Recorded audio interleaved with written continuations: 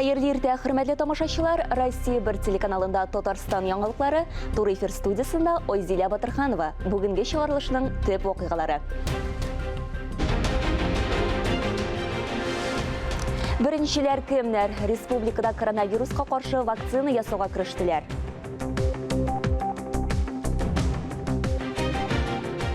Куркынычсыз юллар ил күләм проекты гамәлдә. Түбән Камада Кызыл Чишмә дамбасы буйлап яңа юл салына. Моңнарына мәдхия мәшһүр композитор Солих Сәйдәшевнең 120 еллыгына багышланган 10 көнлек дәвам итә.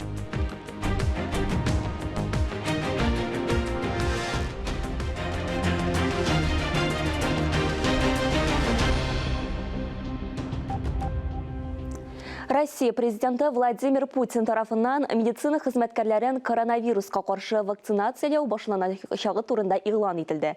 Татарстанга башлангыч этапта 4000 доза Спутник V препараты кайтарыла. Вакцина бушлай, прививканы ирекле рәвештә ясатырга мөмкин. Сүз уңайыннан Эпивак Корона дигән яңа вакцинаны да сынап карарга әзер булучылар бар. Татарстан бу препарат белән вакцина ясый башлаган пилот төбәкләренең берсе булды. Вакцина ясатучыларның хәлләрен хәбәрчебез белешеп кайтты. У вас будут взяты анализы общеклинические и анализы на обнаружение антител к коронавирусу. Ковидка үстерәкләре белән прививка ясарга теләк белдерүчеләр табибларны диккать белән тыңлый. Коронавирусның яңа вакцинасы турында белешәләр. Бу бик әһәмиятле, чөнки Россиядә беренчеләрдән булып прививканы аларга ясыйлар бит. Мы с вами подпишем информированное согласие, то есть ваше согласие на участие в этом исследовании. Прививканы 650 кешегә ясыйлар. Барысы да коронавирус таралу куркынычы булган урыннарда эшли. Клиник тикшеренү үтүчеләр арасында педагог Ирина Борисович та бар. Укытучылар да куркыныч зонында эшли. Обсуждение было достаточно бурным на самом деле. Прививка ясату турындагы карарга гаиләдә бергәләп фикер алышкач килдем. Барысы да ризалык белдерде. Корра килүгенә аз, анализлар тапшырырга кирәк. Прививка сатырга теләк белдерүчеләр ВИЧ, алкоголь, наркотикларга бәйлелекне ачыклаучы тикшерү уза. Ковид белән авыручыларга прививка ясамыйлар. У некоторых пациентов были признаки воспаления в крови. Прививка ясатучылар тулы анализ бирә. Барлык таләпләр үтәлгән очракта гына вакцина кертелә. Менә бу Эпивак Корона препараты. Анда вирус фрагментлары, синтетик пептид антигеннары бар. Алар аша иммун системасы организмга кергән вирусны эзләп таба. Беренче прививканы Ирина Борисовичка ясадылар. Республика клиник сынаулар төбәкләре арасына керде. Казанга 500 вакцина кайтарылган. Волонтерлар вакцина сатучыларны ныклап күзәтеп торачак. Пациентлар көндәлек алып барырга тиеш. Их участие в этом, их здоровье, их жизнь. Прививка ясатучыларның барысы да контрольдә тотыла. Алдан иминиятләштереп куябыз. Беренче прививка сатучыларны ярты ел дәвамында тикшереп торалар. Аларның нәтиҗәләрен вакцина саучыларга тапшыралар. Әлегә әзерлек һәм җентекләп сайлап алу бара. Фарис Мөхәммәтов, Алмаз Хакимов, Татарстан яңалыклары. Быел Россиядә беренче ДАСАФ оешмасы ачылуга нәкъ бер гасыр булды. Яшьләрне хәрби хезмәткә әзерләү, гомумән хәрби патриотик тәрбия бирүдә әлеге оешманың өлеше зур. Теләче районы ДАСАФының да тарихы бай, киләчәге ышанычлы. Биредә капиталь ремонттан соң ДАСАФ бинасы ачылды. Шулай ук быел оешманың җирле бүлегенә 55 ел тулды. Бина республика бюджеты акчасына төзекләндерелде, укыту бүлмәләре җиһазландырылган, автопаркка яңа машиналар сатып алынган. Быел ДАСАФ базасында картинг клубы да ачылды, анда 65 бала шөгыльләнә. Пандемия шартларында активистлар волонтерлык хәрәкәтенә дә кушылган, мохтаҗларга ярдәм итәләр. Шуннан да зур эш алып барабыз. Инде без быелгысы елда яңа төр булсын дип, алга таба барабыз дип, яңа спорт уеннары да керттек, менә әйтеп кителде. Картина башлап кына җибәргән идек, бүгенге көндә бик матур гына үзенең урынын тапты, аны район халкы яратты һәм бүгенге көндә яшьләребез монда бик теләп йөриләр. Түбән Кама районында Кызыл Чишмә дамбасы буйлап яңа юл салына. Аның озынлыгы 3 чакрымны тәшкил итә. Хәзер эшчеләр бетон салуга кереште. Белгечләр әйтүенчә, ком гравий катнашмасы салкынга чыдам һәм ул махсус технология буенча җылытыла. Ремонт вакытында әлеге участокта машина хәрәкәте шикләнелә, шуңа да автомобильчеләргә маршрутны әлегә үзгәртергә киңәш ителә. Хәзер күрсәгез сез, бетон дымланып тора. кибеп бара, яланап. Шуның өчен өстенә полыклар җәйдек. Участок прорабы юл салу технологиясы турында сөйле. Эшләр кыш көн алып барылганга, суыкта асфальт катмасын өчен ул электр чыбыклардан җылы алып торачак. Өстенә махсус юрган да ябалар. Участок 1-2 көн тора. Аннан карыйбыз, ничек торачак бетон, ничек катачак.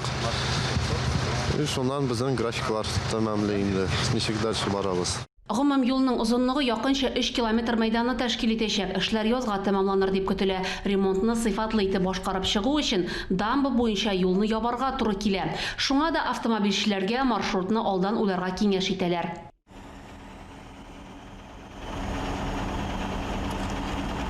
Зур техника яр буенда да Гыжли Красный Ключ дамбасы быел федераль программага керә. Анда ремонт ел ахырында төгәлләнергә тиеш. Эшләрнең 80% инде тәмамланган. Дамбаны яңартуга федераль һәм республика казнасыннан 900 миллион сумнан артык акча бүлеп бирелгән. Гөлия Нигъмәтуллина, Фәхри Исламов, Яңалыклар. Хезмәтенә күрә хөрмәте. Шушы көннәрдә Икътисад министрлыгы журналистлар арасында үткәрелгән еллык бәйгегә йомгак ясады. Җиңүчеләрнең кем икәнен хәбәрчебез Мөршидә Җихан җиткерер. Хөрмәтле коллегалар, каләмдәшләр, конкурсны оештыручылар, конкурста катнашучылар. Бәйрәм төсмере алган чарада икътисад темасына үтемле итеп укучыга яисә тамашачыга җиткерә белүче журналистлар аз икәнлеге дә искәртелде. Сирәкләр арасында безнең коллегаларыбыз да бар. Бер юлы 4 хезмәттәшебез Айнур Вәлиәхмәтов, Эльмира Җәләева, Инна Данилова, Вадим Струминскийның икътисад темасына әзерләгән сюжетлары иң яхшылары дип табылды. Мөршидә Җихан, Тахир Хәсәнов, Татарстан яңалыклары. Татарстанда танылган композитор, татар профессиональ музыкасына нигез салучы Салих Сәйдәшевнең 120 еллыгына багышланган декада дәвам итә. 7-сеннән алып 14 декабрьгә кадәр Сәйдәш мәдәният үзәгендә "Гомерем минем моңлы бер җыр иде" күргәзмәсе оештырыла. 10 көнлек декаданы 16 декабрьдә Кәрим Тинчурин исемендәге Татар дәүләт драма һәм комедия театрында һәм Салих Сәйдәшев музеенда "Сәйдәш йокысызлык" дип исемләнгән спектакль лабиринт тәмамлый. Татарстан Милли музейында оештырылган сәнгатьтә Сәйдәш образы күргәзмәсендә хәбәрчебез Алия Галиуллина булып кайтты. Илебез тарихына һәм мәдәниятына зур өлеш керткән күренекле шәхесләрнең берсе Салих Сәйдәшев. Декада проходит каждый год. Декада ел сайын үткәрелә. Зур циклдан торган чаралар Татарстан Республикасының Милли музеенда, шәһәр китапханәсендә, мәктәпләрдә үткәреләчәк. Бу елны беренче тапкыр чәчәкләр кую митинги булды. Без моны киләсе зур юбилей алдыннан репетиция дип кабул иттек. Чөнки алда 125 еллыгын билгеләп үтәчәкбез. Әле тагын бер аермалы үзенчәлеге. Бу елны декаданы интернет челтәрләре аша онлайн рәвештә карау мөмкинлеге бар. Кызыл армия маршы, Зәңгәршәл һәм Наемщик спектакльләренә язылган музыкалары тамашачыга яхшы таныш. Мастер-класс керттек, калфак тегү һәм калфак түбәтәй шигү гә багышланган мастер-класс. Менә минем башыбында сез күрәсез, мин үзем теккән шиккән калфак. Сәйдәш белән калфак белән арасында нинди элемтә? Сәйдәшнең әнисе Мәхүб Җамал апа Казанда танылган калфак шигүче остасы булган икән. Менә шуны искә алып, менә без фәнни хезмәткәрләре буларак шушы мәгълүматлы таптык та, шушы мәгълүматка нигезләнеп, калфаклар тегәргә өйрәндек һәм шушы үзебез өйрәнгән әйберләрне тамашачыга да өйрәтәбез балаларга һәм бүтән теләгән кешеләргә. Килегез, сезне дә өйрәтәбез. Мине бу көйләрдә, бу шәхесләрдә үстерделәр. Һәм шуңа күрә минем мәхәббәтем шундый көчле аларга. Мин аларны бик яратам, хөрмәт итәм аларның иҗатын. Һәм алдагы буынга, үземнең буыныма мин аны җиткерергә телим. Салих абый Сәйдәшевнең җырларын яратмаска мөмкин түгел. Алар бер мәртәбә ишеткәчне шунда ук истә калалар, шунда ук җырлап җибәргә мөмкин аларны. Әле менә бүгенге концертта да безнең шундый гел уйламаганда дуэт барлыкка килде.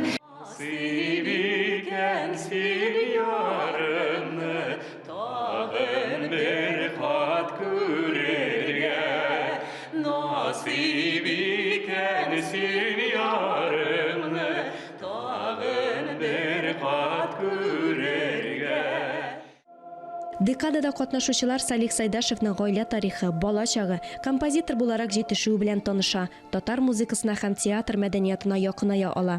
Декада кысаларында аңа багышланган төрле матур чаралар үткәрелә. Алия Галиуллина, Дамир Мөхәммәдханов, Татарстан яңалыклары.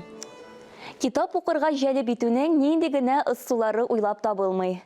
Татарстанда гына да Татар китабы йорты, милли китапханәнең шәйләп алу заллары ачылды. Заман белән бер сулышта булу җәһәтеннән Татарстан китап нәшрияты да әдәби кафе ачып җибәрде. Китап белән кофеның уртак ноктасын хәбәрчебез Мөршидә Җихан өйрәнеп кайтты. Китап кибете белән бер рәттән монда кофе, чәй эчү мөмкинлеге дә бар. Шулай ук кафеда язучылар белән очрашулар, яңа китап тәкъдим итү чаралары, тематик остаханәләр булыр дип тә ышандыра оештыручылар. Китаплардан тыш биредә көндәлек газета һәм журналлар уку, сатып алу мөмкинлеге бар. Безнең эшебезнең чыгарган китаплар, журналларны, газетларны күргәзмәсе дип күрәбез. Һәрбер менә теләгән килгән кешегә кирип анда карап, библиотекада сыман карап укып, сайланып утырып, теләгән инде кофе эчеп утырган вакытта сөйләшү арасында. Шулай итеп, ниндидер кеше килеп танышып китү урыны дип карыйбыз. Менә шулай уңайлы шартларда бер кулыңа кофе, икенчесенә китап тотып, яңа электрон чыганак аша әдәбият һәм яңалыклар белән танышырга мөмкин. Булу кирәк иде буның аны. Мин аны инде күптән көтәдерим. Менә шушы занятие, менә шушы китаплар сатыла торган җирнең икенче өлеше бар аның. Ул миңа калса бер 10 еллар элек ана шунда әле газеталар, шулай китаплар сатыла иде. Ул бик әйбәт иде. Менә үткән кешеләр теге әле бер нинди хәбәре булмаган кешеләрдән моннан килеп аларны сатып ала торганнар иде. Мин шушыны кайчан булыр микән дип көтеп җирдем. Моннан соң менә монда күчерелде, ләкин ул аны бик күп кеше белмидер инде. Теге дәрештә хашарлап торган. Ә монда инде менә хәзер ул заманлаштырылган. Шунысы да мөһим, әдәби кафе Татарстан китап нәшрияты басмалары белән генә шикләнми. Башка республикалар белән дә хезмәттәшлек киләнгән. Беренче әдәби кафе 1686 елда Парижда ачыла. Татарстан китап нәшриятының әдәби кафесі тарихы әле языла гына башлады. Французларныкы кебек озын гомерле булсын. Мөршидә Җихан, Сергей Павлухин, Татарстан яңалыклары. Тур эфирда Татарстан яңалыклары без дәвам итәбез. Мәгълүм булганча, Татарстан Республикасы президенты каршындагы татар телен саклау һәм үстерү мәсьәләләре комиссиясының Орча, Апас, Минзәлә, Актаныш районнарында күчмә утырышлары уздырылды. Күптән түгел шундый ук киңәшмә Аксубай төбәгендә дә үткәрелде. Аксубай районыннан махсус репортаж.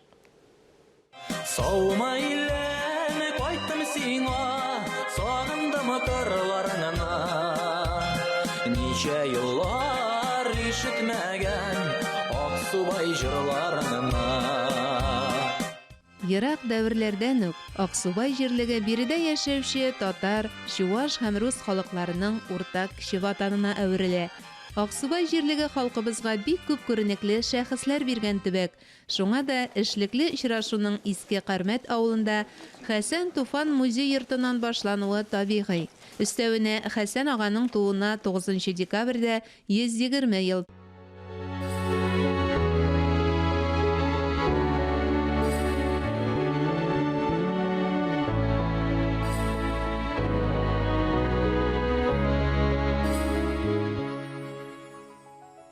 Бездә деттан тугандыр, инде ул да торгандыр. Бергә чаклар исенә төшеп, күңелләре тугандыр.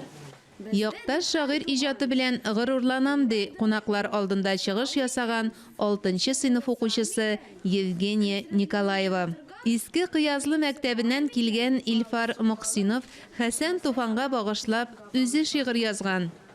Хәсән ага дип дәшәбез, олылап та, зурлап та, биектән безгә балкыйсың, йолдыз бит син, чынлап та. Аксубайда Хәсән Туфан рухы кайда гына барсак та озатып йөрде дисәк ялгышмабыз.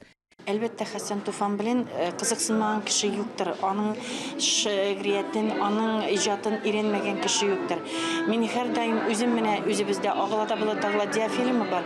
Мин ул фильмны караган саен дулкынланам, ниндидер бер яңа хис алган кебек. Киңәшмәдә катнашучылар өчен район мәдәният йортында да Хәсән Туфан иҗатына багышланган рәсем күргәзмәсе оештырылган иде.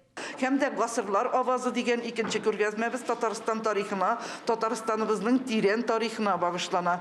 Hem de инде без күргәзмәгә балалар өчен ике телдә басылган китаплар күргәзмәсе алып килдек, бик күп китаплар алып килдек. Әлеге күргәзмәдә җиңүнең 75 еллыгына багышлап шигелгән 75 кулъяулыгы да бар. Алар сугыш һәм тыл ветераннарына, армиягә китүче егетләргә бүләк итеп шигелгән.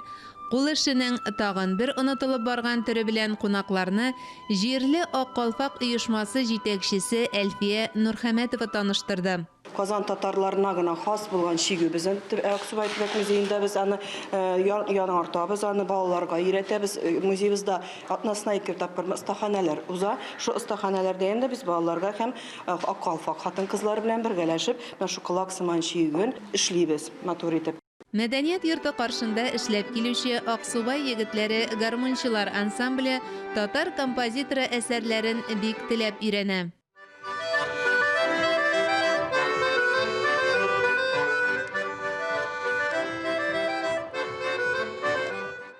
Семен Крайнов белән Глеб Мясников кунакларга Алчәҗәк киен уйнады. Ансамбльдәге егетләрнең сәләтенә сокланган Марат Әхмәтов аларны кат-кат уйнатты, аннары җирле һәвәскәрләр каз өмәсе йоласын күрсәтте.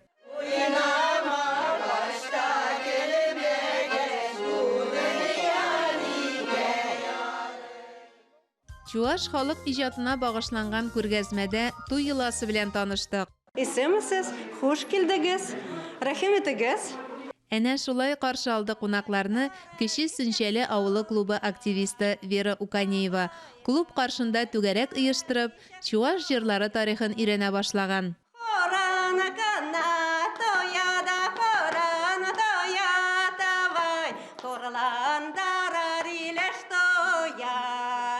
Әлбәттә, бала ана телендә сөйләшергә музейда яисә мәдәният йортында өйрәнә башламый. Тел кечкенәдән гаиләдә ачыла. Аннан балалар бакчасы. Аксубайда әлегә саф татар телендә төркемнәр булдырылган балалар бакчалары юк.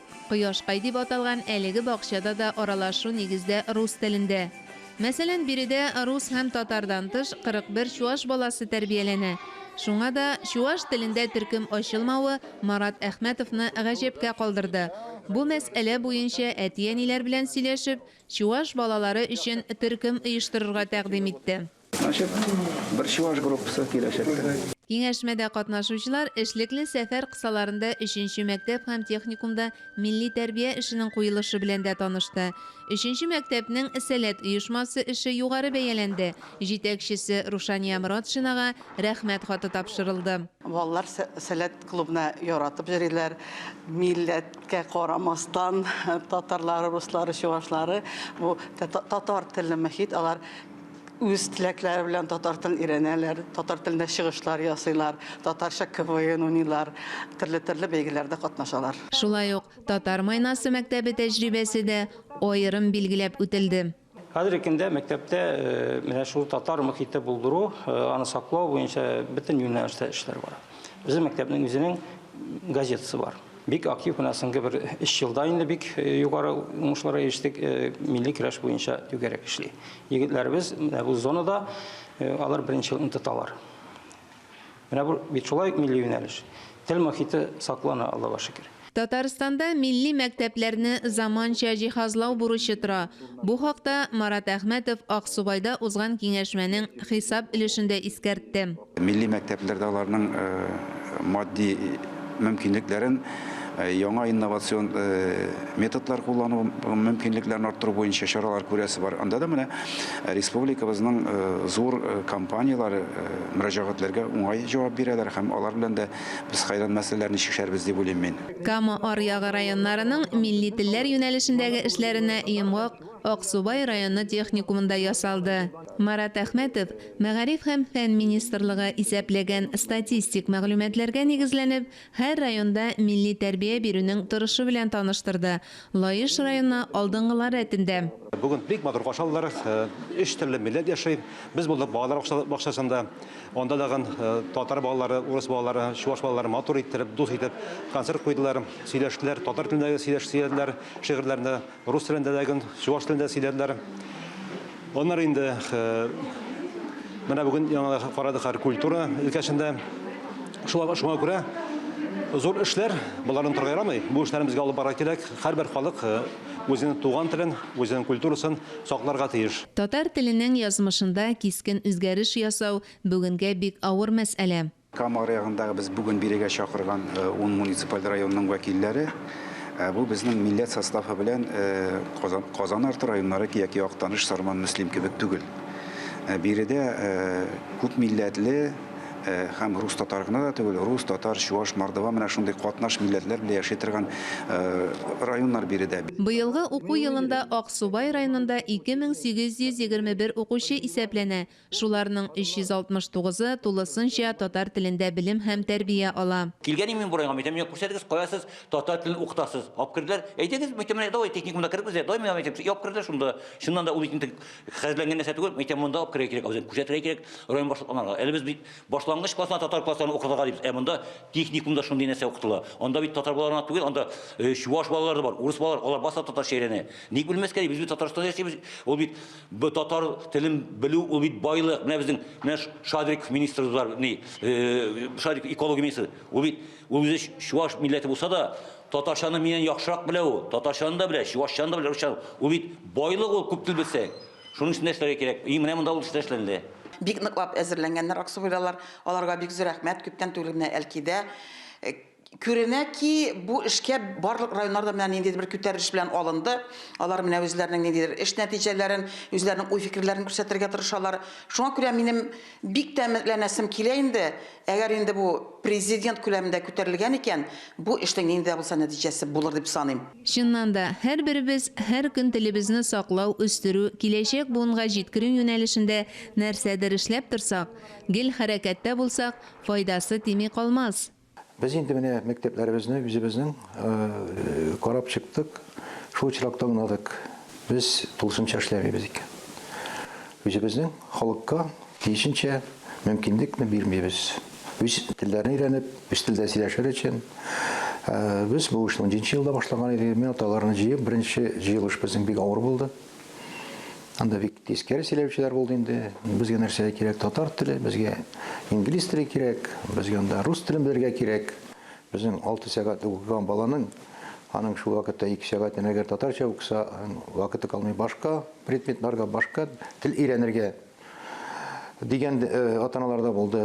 Ну, менә 19нчы елда, 20нчы елларда андый кимрәк андый кешеләр шуннардан чыгып biz мәктәпләрдә менә 2нчы елдан инде татар класслары булдырмакчы булабыз. Аксубайда уздырылган күчмә утырыш нәтиҗәләре бүгенге шартларны исәпкә алганда өмет уятырлык. Куйган максатларга ирешү өчен вакыт кирәклеге бәхәссез. Мөршидә Җиһан, Ирек Хәмидуллин, Аксубай районыннан махсус Татарстан яңалыклары өчен. Әлеге сәгатькә шундый яңалыклар иде. Әмин Айзилә Батырханова бүгенгә сезнең белән саубуллашам. Исән-имин булыгыз. Үзегезне һәм якыннарыгызны саклагыз.